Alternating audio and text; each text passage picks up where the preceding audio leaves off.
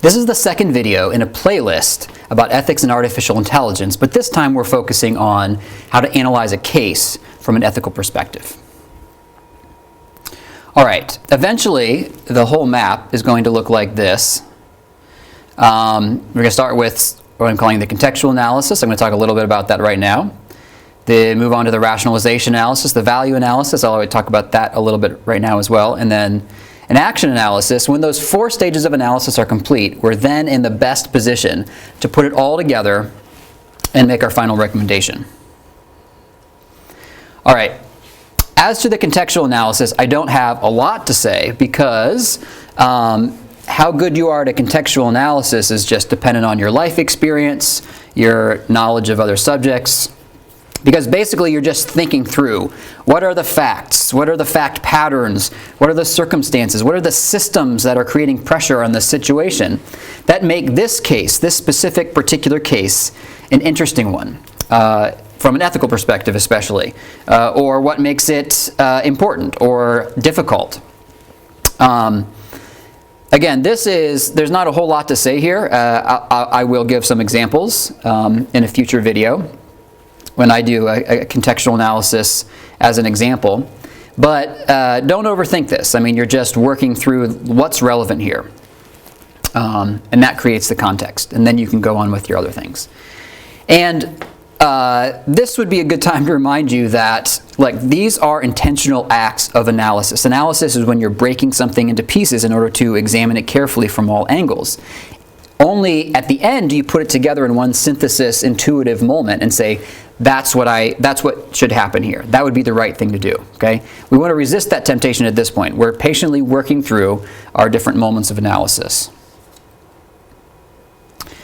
Okay. There is a video coming shortly about a rationalization analysis. But you remember this third step is called the value analysis. And I'm skipping ahead to that because I'm going to do this fairly quickly because there is another playlist called What Do We Care About When We Care About Ethics that talks about this issue in some quite a bit of detail. But here, in the next few minutes, I'm just going to run through and hit the highlights. If you trust me, trust my summaries. If you're like, yeah, that's okay, then you can just kind of take my word for it and keep going. I would encourage you, though, to go back and look at that playlist. There's a little bit more depth and nuance to why we're doing things the way we're doing. But basically, there's a few steps here to get to our value analysis. The first step is laying out the different ethical theories. I count there as being 10. Some people have a few more on their list. Some people have a few less on their list. But what I do is I like to group these in families. Okay, and the question is, what do these theories have in common? And so various ethical theories, some you've probably heard about, even if you're not super into ethics, can be identified as moments. Okay, so morality and justice. These are the ethical theories that are about other people. That is to say, what is true about other people that create moral obligations for me? In this family, we have deontology, we have utilitarianism, and we have equality theory, which is a name I made up because there is no name, but it's the ethical theory that's based on the value of equality. And so on. I won't go over everything here, but these are the groupings of families.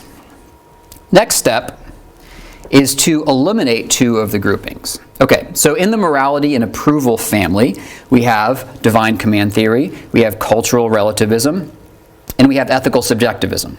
In the morality and power family, we have theories that are very influential, but they don't have names. So one is the idea that morality was made up by the strong in order to control the weak, to have a further mechanism to control them. Another way to think about that in the history of ethics, there's also the idea that morality was made up by the weak in order to protect themselves from the strong.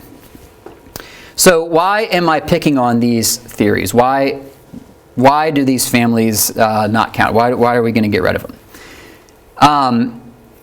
Briefly, they are not tied to any values. Okay, so values that most people care about, that live their lives by, that when we say, hey, I'm an ethical person, I'm going to do this or I'm not going to do this. There is none of that here, okay? Morality and approval, it's just about what my culture says. It's just about what a divine text says. It's just about how I feel. Morality and power, it's all a game. Ethics is just made up as a power grab. At this particular time, in this particular video, I'm not going to go into depth about any more about those theories, except to say that they're not tied down by any values. That means that any old thing that you really want to justify, morally speaking, think of the most terrible things you can think of: genocide, racism, slavery, all these awful, awful things. There's ways to justify those using those theories, because there are no values tying anything down, there's nothing making anything wrong. That makes it a scary way to do ethics. And so what I'm saying is I think we should discard those two families and move forward with just the first two. Okay, so we've got 5 theories now. Morality and justice, those are theories that are about other people, like what's true about other people that creates moral obligations for me. Morality and prudence. Prudence is, I think of it as the good cousin of selfishness. So an example I've given before, but we'll give again. If you are about to walk down a flight of stairs and you look down and realize your shoes are untied and you stop and tie them, is that selfish? Well, in one sense it is, because you're just literally thinking about yourself and only about yourself, right? In that moment when you decide to tie your shoes. But of course, selfish isn't the right word for what's going on there. We would hope that any normal person would do that. And that's because it's actually prudent, okay? The exact difference between selfishness and prudence is a little bit hard to articulate, but it's easy to think of examples where we can identify one thing as prudence and one thing as selfishness. So here are ethical theories, are contractarianism and virtue ethics. These theories start with not other people, but with me, right? What makes life go well for me? I'm thinking about my own well-being. So contractarianism, you're developing trust. It's based on the value of trust. Virtue ethics is based on the value of virtue. And as I suggested, all of these theories are going to be based on some singular value. And there's other values that show up in various ways the further you go with the theories. But deontology starts out with the observation that we have to respect people's way of doing things and their values and how they approach life. We have to respect that. We can't just use them as a way to get what we want. Utilitarianism starts with the observation that, look, what's really important is that other people can suffer. And just because that's true, we have to make sure that we're not causing that suffering and that we can eliminate it as far as possible. There's also powerful ethical movements all over the world based on the idea that people are equal to each other. That justifies a lot of moral stances, this idea that people are equal. Okay? So what we have here is what's special about these 5 theories is that they're all tied down by a fundamental value.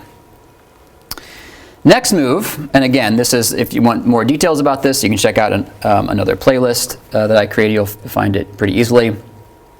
Is to say, wait a minute, once we've got the values, why exactly do we need the theories? Now, I'm an ethicist professionally, so I like ethical theories. I think they should stay around. I still teach them in my classes. I think they're important for various reasons. But in a practical sense, when we're doing applied ethics, they're actually not very important. What's important is that we appreciate the values. And there's other reasons that I think it's quite awkward to use any of the ethical theories in ethical analysis, ethical case studies. Again, I'm not going to go over all that again here, except to say that I feel good about the fact that now we've landed on these 5 values as the heart of our value analysis. And so, again, this is an example that I gave before, but let's say that you're here and you're thinking about torturing an innocent person. Hopefully that's ethicists like to go to extremes to make points. I'm no different. Hopefully this will never be you. That person is in a very bad situation, morally speaking.